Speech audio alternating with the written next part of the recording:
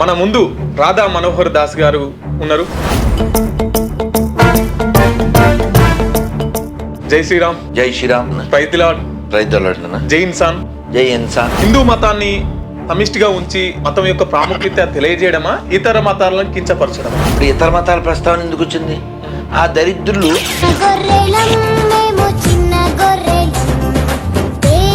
నీతి లేనివాడు ముస్లిం అయినా క్రిస్టియన్ అయినా.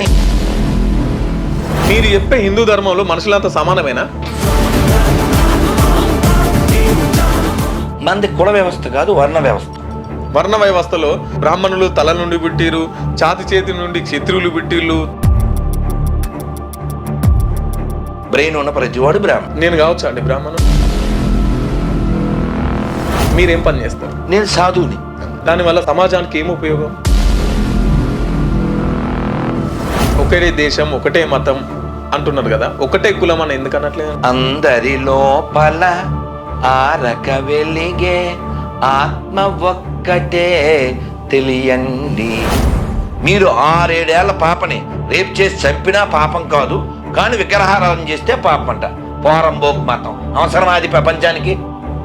చెప్పు, నువ్వు చెప్పవా? జై ఇన్సాన్ అన్నావు కదా.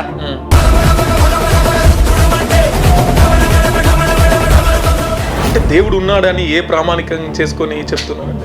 You are not good anchor. Christian వాళ్ళు ఏసే దేవుడు అని వాళ్ళు అనుకుంటున్నారు, హిందువులు రాముడు కృష్ణుడు దేవుడు అని అనుకుంటున్నారు. కానీ మీరు మొక్కే దేవుడు దేవుడే కాదని చెప్పేసి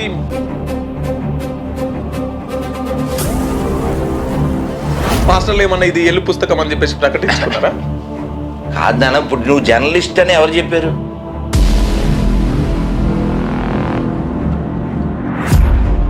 వాళ్ళు మతం మారురు అని చెప్పేసి చెప్తున్నారు, కానీ వీళ్ళు ఎందుకు మారుతున్నారు?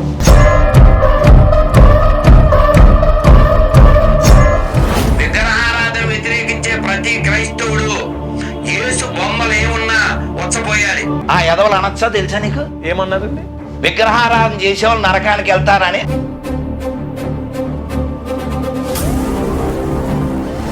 క్రైస్తవుల మనోభావాలు దెబ్బతిని మీ మీద కేసు పెట్టారు. ముఖ్యంగా ఒక ఆయన ఈ రాధా మనోహర్ దాస్ అని ఒక పిచ్చిపట్టిన వ్యక్తి తిరుగుతున్నాడు. ఈ ప్రాంతాల్లో కూడా తిరుగుతాడు. ఆ పిచ్చిపట్టిన వ్యక్తి ఎక్కడ కనబడితే పట్టుకుని పోలీస్ స్టేషన్లో అప్పగించాడు. వాళ్ళంతా హిందువులకే పుట్టేది తెలుసా?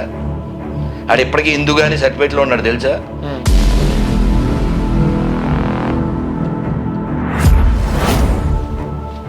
ఈ బ్యాచ్ ఎందుకు మాకు? దేనికి?